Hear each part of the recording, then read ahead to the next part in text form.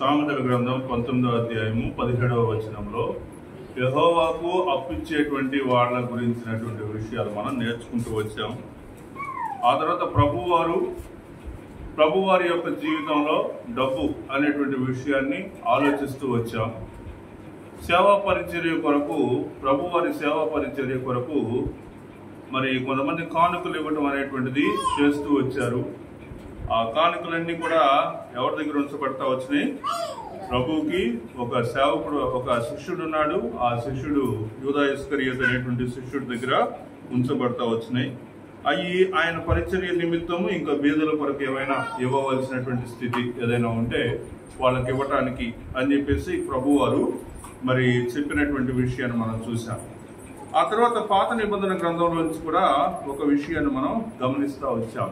దేవుని యొక్క మందిర నిర్మాణం కొరకు మరి వాళ్ళు దేవుడు చెప్పినటువంటి విషయాన్ని బట్టి వాళ్ళు కొంత డబ్బుని మరి సేవ్ చేస్తూ వచ్చారనుకోండి.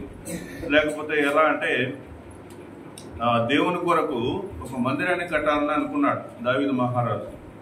ఎందుకు అనుకున్నాడంటే, నేను ఎక్కడ ఉంటున్నాను? నేను రాజనగర్లో నేను జీవిస్తున్నాను. దేవుని యొక్క మనసు ఎక్కడ ఉంటుంది? గుడారాల మధ్య ఉంటుంది. మరి నేనేమో గొప్ప గొప్ప ఇండ్లలో ఉండటం ఏంటి, దేవుని యొక్క మనసునేమో ఒక గుడారంలో ఉండటం ఏంటి అని దేవుని కోసం ఒక ఆలయాన్ని కట్టాలని తీర్మానించుకున్నాడు. ఆలయాన్ని కట్టాలని అనుకున్నాడు. కానీ దేవుడు ఏం చెప్పాడంటే, నువ్వు కాదు నాకు ఆలయం కట్టాల్సింది, నీ కుమారుడు అయినటువంటి సొలొమోను నాకు ఆలయాన్ని కడతాడు, నువ్వు కాదు అని చెప్పాడు. అప్పుడు ఆలయం కోసం ఏమేం కావాలో అవన్నీ కూడా సమకూరుస్తూ వచ్చాడు దావీదు మహారాజు. ఏం చేశాడు? అన్ని సమకూరుస్తూ వచ్చి అప్పుడు ఏమన్నాడంటే, నేను ఇవన్నీ కూడా తీసుకొస్తున్నాను కదా, మీరు కూడా ఎవరైనా మీకు నచ్చినటువంటి ఏమైనా అని కొన్ని విషయాలను అక్కడ చెప్తా వచ్చాడు. ఓకే, ఒకసారి నేను అవి గుర్తు తీసుకురావాలని అనుకుంటా ఉన్నాను. నా దేవుని మందిరం మీద మక్కువ ఉండడం వలన కాబట్టి ఆ మందిరం కొరకు ప్రతిష్ఠితమైనటువంటి విషయాలు కొన్ని నేను మీకు కొన్ని సిద్ధపరిచాను అనేటువంటి విషయాలు చెప్పాడు. ఆ తర్వాత యెహోవాకు ప్రతిష్ఠితముగా మనఃపూర్వకముగా ఇచ్చువారు ఎవరైనా మీలో ఉన్నారా? ఈ దినం ఎవరైనా ఇస్తారా అని చెప్పేసి అడుగుతూ వచ్చినప్పుడు వాళ్ళలో పెద్దలైనటువంటి వారందరూ, వారి యొక్క గోత్ర పెద్దలైనటువంటి వారు, వాళ్ళందరూ కూడా మనపూర్వకంగా తీసుకుని వచ్చి ఇచ్చినటువంటి పరిస్థితులు మనం చూస్తూ వచ్చాం. దానివల్ల కలిగినటువంటి ఐశ్వర్యాన్ని, దానివల్ల కలిగినటువంటి ఆశీర్వాదాన్ని గురించినటువంటి విషయాలు మనం అదే అధ్యాయంలో చదువుతూ వచ్చాం. మొదటి దినవృత్తాంతంలో 29వ అధ్యాయంలో ఈ విషయాలన్నీ కూడా మనము చదివాం. ఇప్పుడు మనము కొత్త నిబంధన గ్రంథంలో కూడా ఇలాంటి విషయాన్ని మనం చూడబోతా ఉన్నాం. అదేంటంటే, కొరింథీయులకు రాసిన పత్రిక 2వ కొరింథీ 8వ అధ్యాయంలో నుంచి మనం చూద్దాం. కొరింథీయులకు రాసిన 2వ పత్రిక 8వ అధ్యాయం విషయాలు చెప్తున్నాడు అనమాట. అంటే ఆ ప్రాంతాలకి వెళ్ళి వచ్చినప్పుడు అక్కడ జరిగినటువంటి విషయాలను ఇక్కడ చెప్తూ ఉన్నాడు అనమాట. సో ఈరోజు మాసిదోనియా సంఘస్థులు ఎలా ఉన్నారు అనేటువంటి విషయాన్ని మనము నేర్చుకోబోతా ఉన్నాం. మాసిదోనియా సంఘస్థులు ఎలా ఉన్నారు, వాళ్ళ యొక్క పని పాటలు ఏంటి, వాళ్ళ యొక్క పరిచర్య ఏంటి అనేటువంటి విషయాలు మనము ఒక రొట్టె ముక్కను చిన్నది తయారు చేసి ఇచ్చింది. అలా ఇచ్చినటువంటి పరీక్షలో ఆమె నెగ్గింది కాబట్టి దేవుడు అక్కడ ఏం చేశాడంటే గొప్ప కార్యాలు చేశాడు. ఆ కరువు ప్రాంతంలో, ఆ కరువు సమయాల్లో ఇంకా నూనె తగ్గలేదంట, పిండి అయిపోలేదు. కాబట్టి చూసారా, ఇక్కడ మనం చూస్తున్నటువంటి విషయం అక్కడ జరిగినటువంటి విషయం లాగే ఇక్కడ ఈ మాసిదోనియా సంఘస్థులు కూడా ఏమయ్యారంటే పరీక్షింపబడ్డారు. నిజానికి వాళ్ళు కూడా ఎలాంటి వాళ్ళు? మాసిదోనియా వాళ్ళు ఎలాంటి వాళ్ళు? నిరుపేదలు. ఇక్కడ మనం 2 రకాలైనటువంటి సంఘాలను మనం చూస్తా ఉన్నాం. ఒకటి మాసిదోనియా సంఘము. మాసిదోనియా సంఘంలో జరిగినటువంటి విషయాల్ని అపోస్తలుడైన పౌలు ఎవరికి చెప్తున్నాడు? కొరింథీలో ఉన్నటువంటి సంఘానికి చెప్తున్నాడు.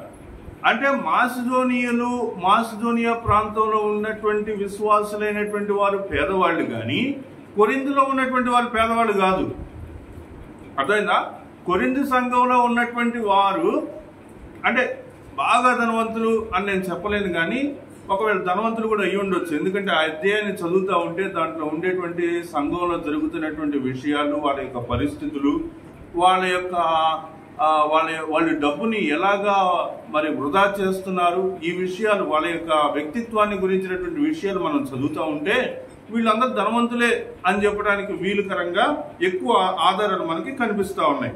సరే, ఏది ఏమైనప్పటికీ కూడా వాళ్ళు ఈ మాసిదోనియా సంఘస్థులు పరీక్షింపబడ్డారు.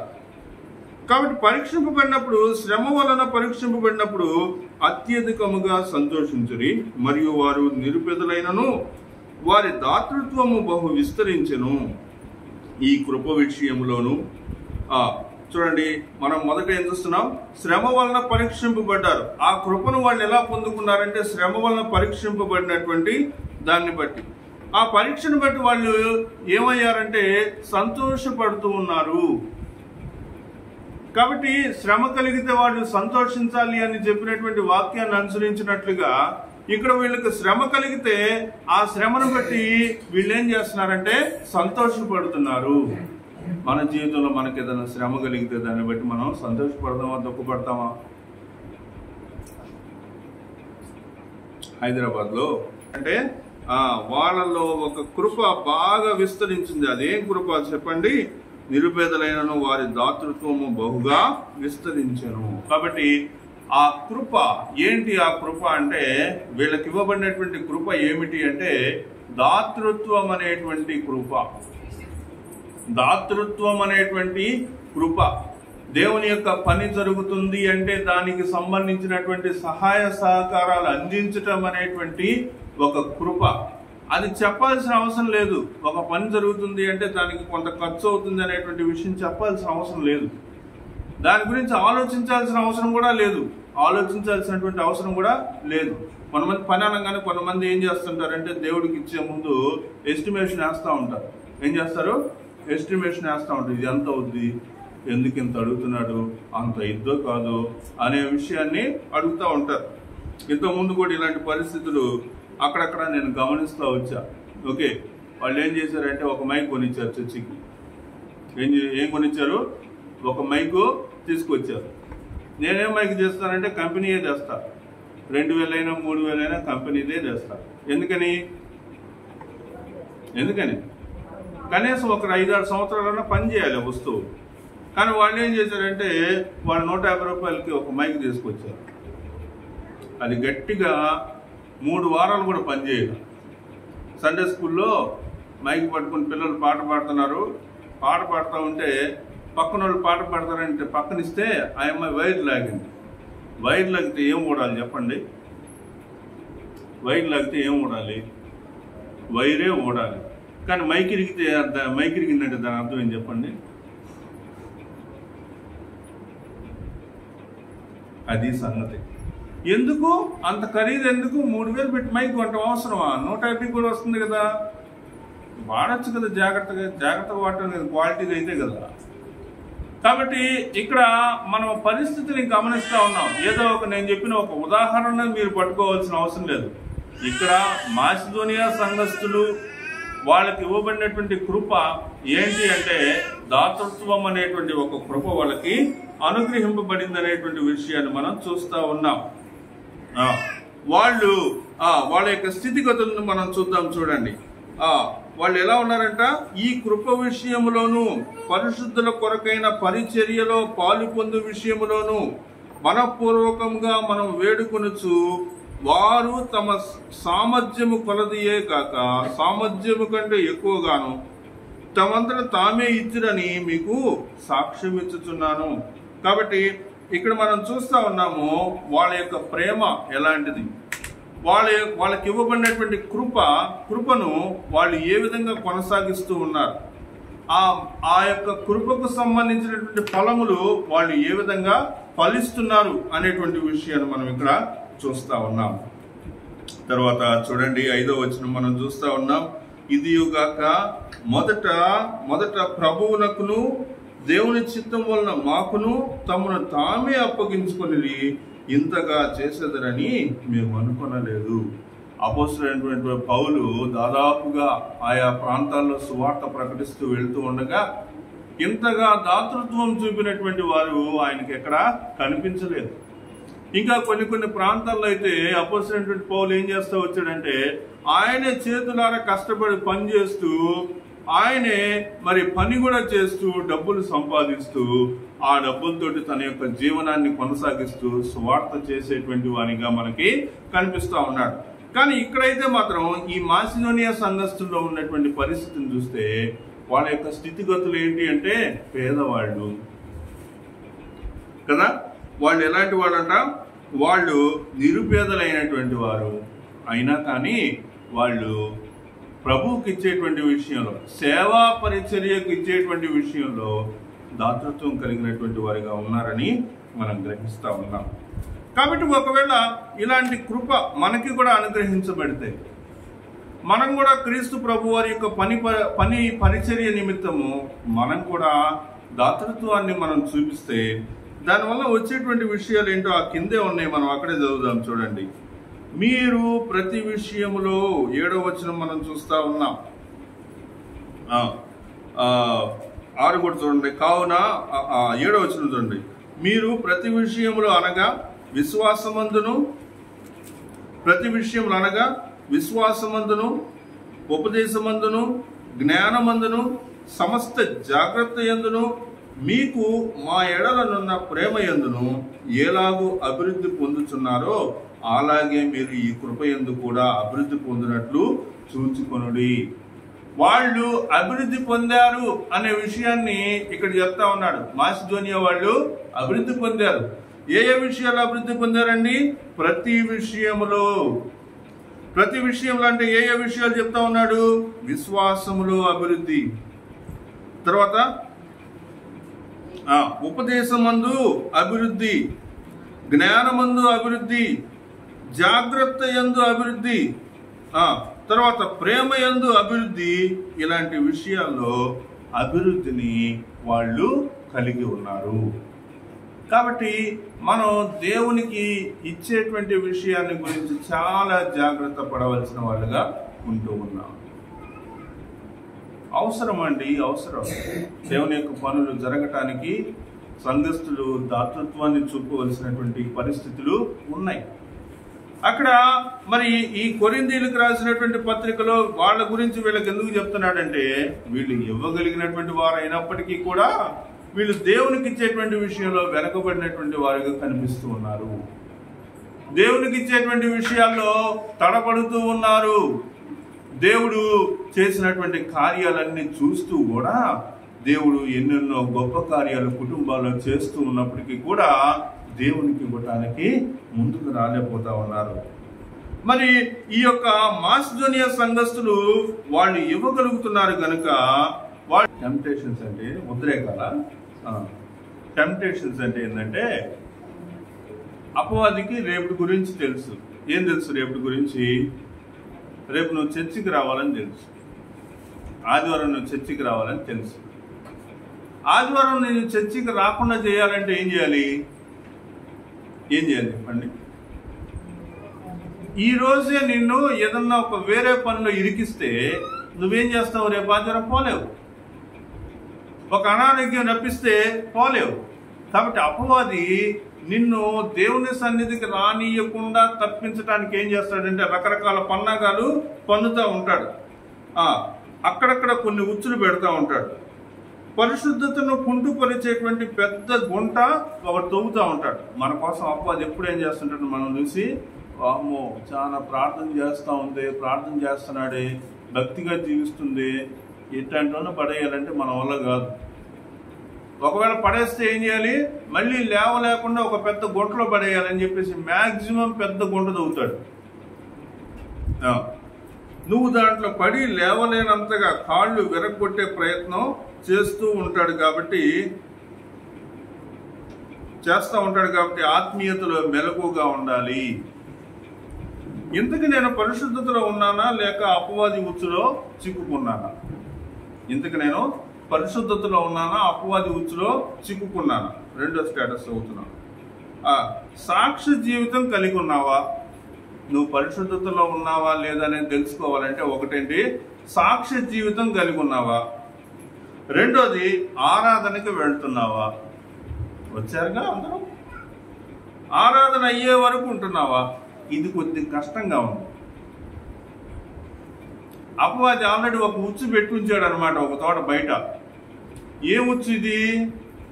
ఆరాధన అయిపోయింది, చందా వేసావు కదా, ఇంకెందుకు పద, కడుపులో చిన్నగా నొప్పి పుట్టట్లా, చూసుకో కడుపులో నొప్పి, చూడు చూడు, అవును కదా, ఇందా నుంచి కింద కూర్చొని బాగా ఇదైపోయింది. పిల్లలు ఉన్న వాళ్ళకైతే ఏందిరా ఇంకా ఏడే ఉన్నావు అని చెప్పేసి ఏం చేస్తాడు, ఏదో ఒకటి పిల్లల మధ్యలో గలిబిలి పెడతాడు. పెట్టగానే ఇంకేం చేస్తారు, అందరూ కలిసి వెళ్ళిపోతారు బయట. తర్వాత ప్రభు బలలో పాల్గొంటున్నావా? తర్వాత చర్చిలో ప్రార్థన చేయగలుగుతున్నావా? ప్రార్థనకి మీకు సమయం ఇస్తే మీరు చేస్తున్నారా? చేయకుండా ఈ వారం కాదులే వచ్చే వారం చేస్తామని తప్పించుకుంటున్నారా? బోధింపబడిన వాక్యాన్ని హృదయంలో భద్రం చేసుకుంటున్నారా? బోధింపబడినటువంటి వాక్యం హృదయంలో భద్రం చేసుకోవాలంటే ఏం చేయాలి చెప్పండి? ముందు ఇక్కడ ఉండాలి కదా, అంతే కదా. ఇక్కడ కూర్చొని ఉంటే వింటావు, నేను నుంచి వెళ్ళిపోయావు అనుకో వినగలుగుతావా? వినలేవు కదా. కాబట్టి అపవాది ఏం చేస్తాడంటే చిన్నగా సెకండ్ మెసేజ్కి చిన్నగా తప్పించి పద ఇంక చాలే అని చెప్పేసి పంపిస్తూ ఉంటాడు. ప్రభువుకి కానుకలు ఇవ్వగలుగుతున్నావా? నాన్న వాక్యం చెప్పే విషయాల్లో కానుకల గురించినటువంటి విషయాలు కొద్దిగా చెప్తా ఉండేవాడు కదా. దేవుడికి నువ్వేమిచ్చావు, ఏమిచ్చావు నువ్వు అని అడుగుతూ ఉండేవాడు. ఇది చాలా ముఖ్యమైన విషయమే. కానుకల గురించి మాట్లాడుతున్నారు ఏందని అనుకోకూడదు. కానుకలు అనేటువంటివి చాలా ముఖ్యమే. ఎందుకంటే మనం రోజు దేని వల్ల బతుకుతున్నాం చెప్పండి? మనం రోజు దేవుని వల్ల బతుకుతున్నాం. కానీ దేవుని వల్ల ఎలా బతుకుతున్నాం చెప్పండి?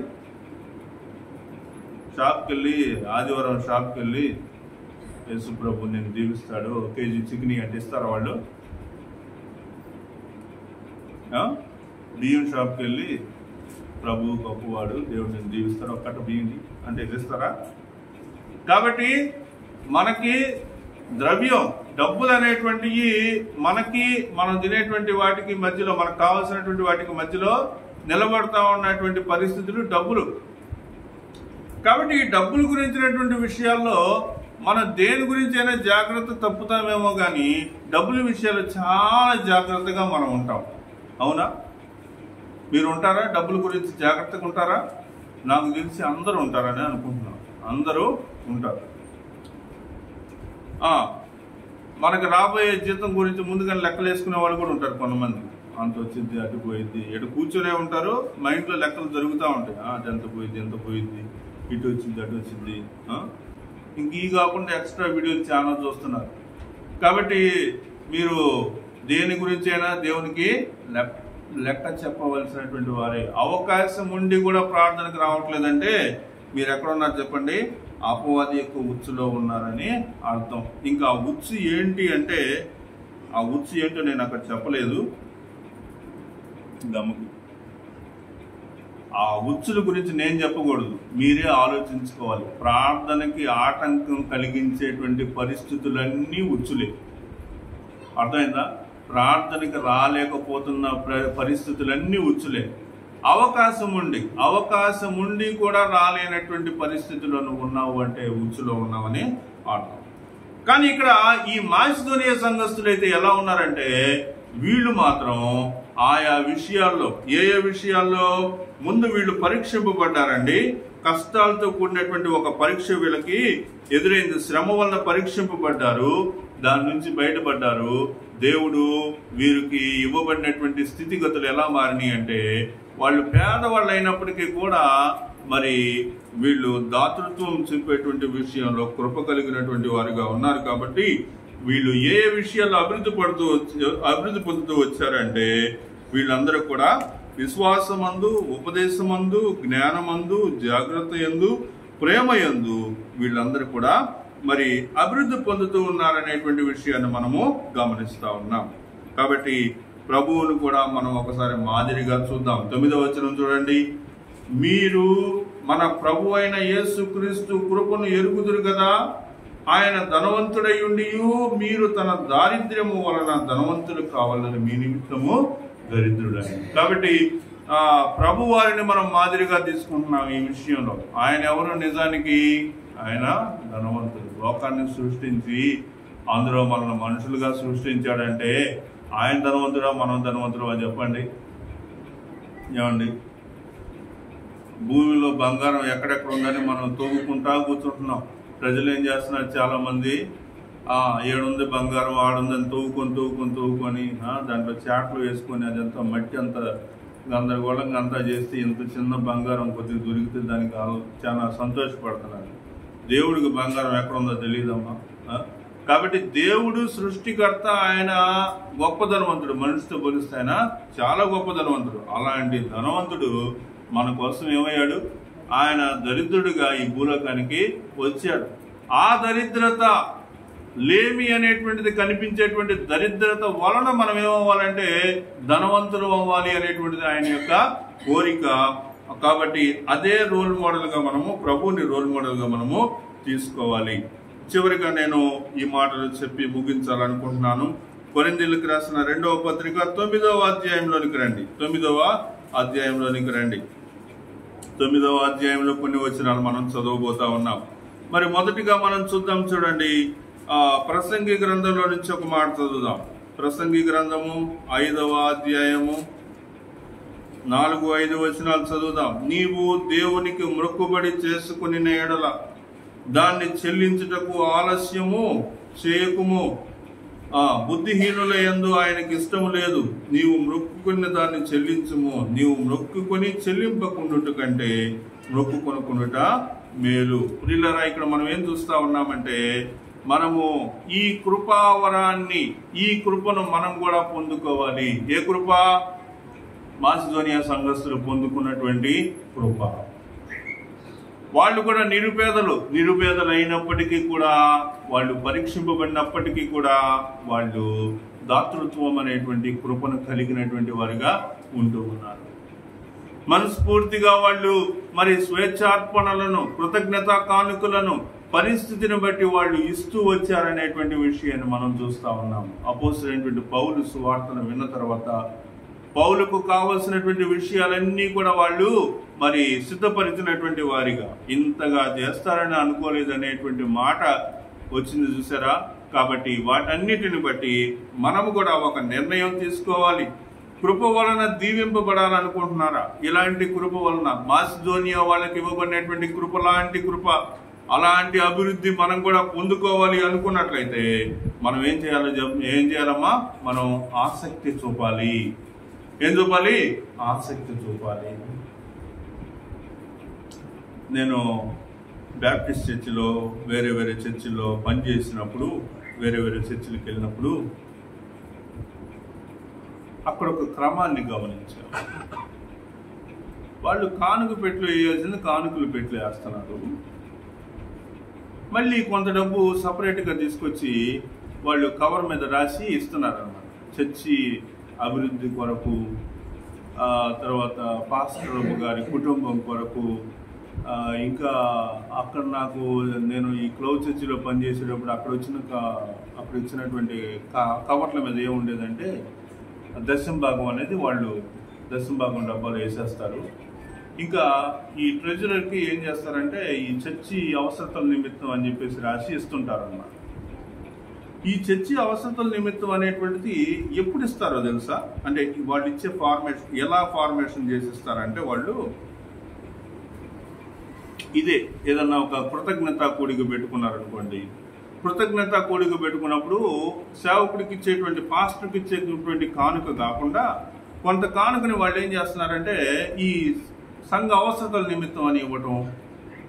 చర్చికి వచ్చినప్పుడు వాళ్ళు కానుక వేసిందే కాకుండా అంటే ఎంత అనేది కాదు, 200, 300, 500 వాళ్ళ యొక్క స్తోమతను బట్టి వాళ్ళు ఏం చేస్తున్నారంటే చర్చి అవసరతలకు ఇస్తా వస్తున్నారనమాట. అలా ఇవ్వడం వల్ల ఏమవుతుందంటే చర్చి అవసరతలు తీర్చబడతా ఉంటాయి, చర్చి అవసరతలు చేర్చబడతా ఉంటాయి. కాబట్టి మనం కూడా అలాంటి ఆలోచనలు మనం కలిగి ఉండాలి. సంఘ క్షేమం అనేటువంటిది చాలా అవసరం. 9వ అధ్యాయంలో నుంచి క్లుప్తంగా సమయం అయిపోయింది. ఒక 2 వచనాలు మనం చూద్దాం. చూడండి, ఈ మాసిదోనియా సంఘస్థులు పొందినటువంటి కృపను మనం పొందుకోవాలి.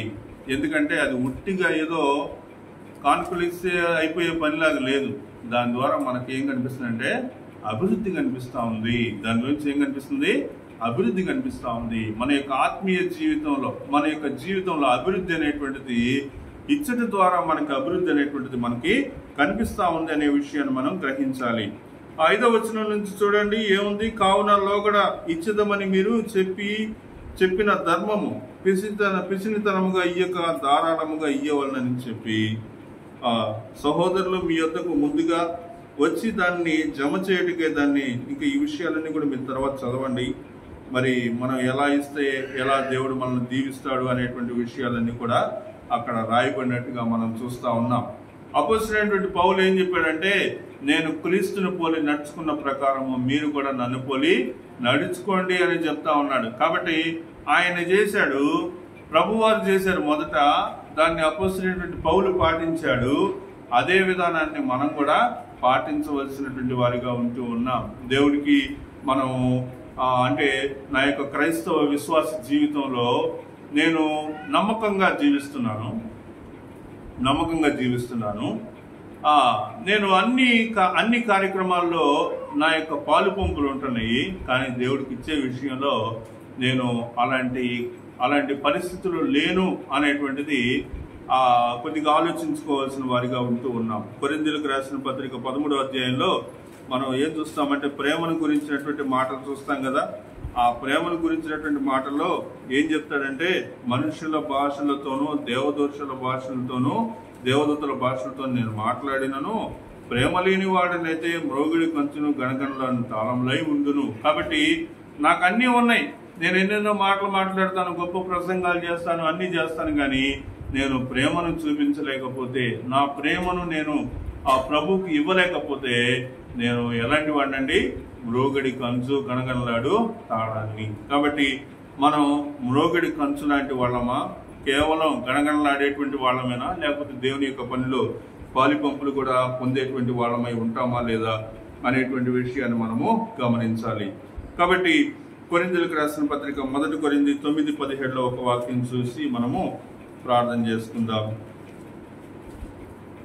9:17 వచన భాగం, నేను ఇష్టపడి చేసి కనుక నాకు జీతము దొరికింది. కాబట్టి ఇష్టపడి చేశాడు అపోస్తలుడైన పౌలు, ఇష్టపడి చేశాడు కాబట్టి నాకు జీతం దొరికింది అనేటువంటి మాట చెప్తా ఉన్నాడు. కాబట్టి దేవుడికి ఇచ్చేటువంటి విషయంలో, దాతృత్వం చూపేటువంటి విషయంలో, దాతృత్వం అనేటువంటి కృప మాసిదోనియా సంఘస్థులు పొందుకున్నటువంటి ప్రకారంగా మనం కూడా మన యొక్క జీవితంలో ఆయన యొక్క కృపను మనం పొందుకోవాలి. మనం చూస్తా ఉన్నాం, ఏం చూసామంటే అభివృద్ధి పొందినటువంటి విషయాలు, మాసిదోనియా సంఘస్థులు అభివృద్ధి పొందినటువంటి విషయాలు మనం చూస్తా ఉన్నాం. వాళ్ళ విశ్వాసంలో, ఉపదేశంలో, జ్ఞానంలో, జాగ్రత్త పడే విషయంలో, ప్రేమలో మరి వాళ్ళందరూ కూడా అభివృద్ధి పొందినటువంటి స్థితిని మనం చూస్తా ఉన్నాం. కాబట్టి అలాంటి కృప మాసిదోనియా సంఘస్థులకు ఇవ్వబడినటువంటి కృప, ఆ కృపను ఆ యొక్క కృపావరాన్ని మనం కూడా పొందుకోవాలని క్రీస్తు పేరిట నేను మీకు మనం చేస్తా ఉన్నాను. దేవుడు తన పరిశుద్ధ వాక్యాన్ని మన యొక్క వినికిల్లో ఈ యొక్క ఆదివారము ఆశీర్వదించి దీవించిన గాక ప్రార్థన చేసుకుందాం. ఈ దినము క్రిసి బర్త్డే సందర్భంగా పలహారం తీసుకొచ్చారు. మరి ఆరాధన అయిపోయిన తర్వాత ప్రార్థన అయిన వెంటనే సహోదరులు పలహారాన్ని పంచాలని, అందరికీ అందజేయాలని కోరుతా ఉన్నాం. ప్రార్థన చేసుకుందాం. ప్రేమ కలిగిన తండ్రి, కృప కలిగిన దేవ, నమ్మకమైన ప్రభువా యేసయ్యా, నీ పాదాలకు వందనాలు, స్తుతులు, స్తోత్రాలు చెల్లిస్తా ఉన్నా. రాజరక్షక నాయన యేసయ్యా, నీ యొక్క మహా గొప్ప కృప చేత, దయ చేత, ప్రేమ చేత మీరు మమ్మలను నేటి వరకు సజీవ లెక్కలో ఉంచి ప్రభువా నాయన యేసయ్యా, క్రీస్తు యేసునకు కలిగిన ఈ మనస్సు మీరును కలిగి ఉండి అని మీరు సెలవిచ్చినట్లుగా ప్రభువా నాయన యేసయ్యా, మీకు కలిగినటువంటి మనస్సు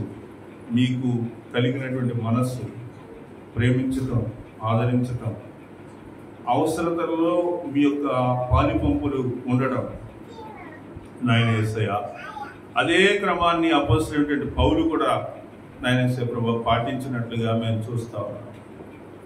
అపోస్తలుడైనటువంటి పౌలు చెప్తా ఉన్నాడు, నేను క్రీస్తుని పోలి నడుచుకున్న ప్రకారం మీరు కూడా నన్ను పోలి నడుచుకోండి అని చెప్పినట్లుగా మేము కూడా మాసిదోనియా సంఘస్థులు పొందుకున్నటువంటి ఆ యొక్క కృపావరమును, దాతృత్వం అనేటువంటి కృపావరమును మేము కూడా పొందుకున్న వారిగా చేయమని కోరుతున్నాం.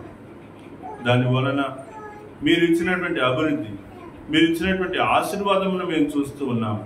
అట్టి ఆశీర్వాదాలతో మీరు మమ్మల్ని తృప్తిపరచమని కోరుతున్నాం. అదే రక్షగా నాయన యేసయ్యా, యెహోవా కప్పించువాడు నాయన యేసయ్య ప్రభా, నాయన యేసయ్యా ఇదిగో తండ్రి ఆ మాటను మేము చూస్తా ఉన్నాం. మేము ప్రభా నాయన యెహోవా కప్పించేటువంటి స్థితిగతులను ప్రభా మీరు మాకు దయచేయమని కోరుతున్నాం. ప్రభా మాకు ఎన్నో సంఘానికి సంబంధించిన అవసరతలు ఉన్నాయి. వాటన్నిటినీ ప్రభా నాయన యేసయ్య ప్రభా తీర్చబట్టకు ప్రభా సంఘమును ప్రభా మీరు ప్రేరేపించమని కోరుతున్నాం. ఇదేదో ఒకసారి ప్రక్రియ కాదు ప్రభా, ఇదొక అలవాటుగా నిరంతరము ప్రభా నాయన ఇలాంటి కార్యక్రమాన్ని మేము కలిగి ఉండటానికి కృప చూపమని కోరుతున్నాం. ఈ దినము నీ సన్నిధికి వచ్చి నీ యొక్క వాక్యమును విన్న ప్రతి ఒక్కరిని మీరు మిక్కిలిగా ఆశీర్వదించి దీవించమని కోరుతున్నాం. సమస్త మహిమాగంతా ప్రభావం మీకు ఆరోపిస్తూ యేసు నామం పేరిట ప్రార్థిస్తున్నాం తండ్రి. ఆమేన్, ఆమేన్, ఆమేన్. మన తండ్రి అయిన దేవుని యొక్క ప్రేమయు, ఆయన కుమారుడైన యేసుక్రీస్తు వారి కృపయు, పరిశుద్ధాత్మ దేవుని యొక్క అన్యోన్య సహవాసం ఈ దినం ఆరాధనలో చేరి వచ్చిన ప్రతి ఒక్కరికి ఇప్పుడు ఎల్లప్పుడూ సదాకాలంతో నడిపించును గాక. ఆమేన్.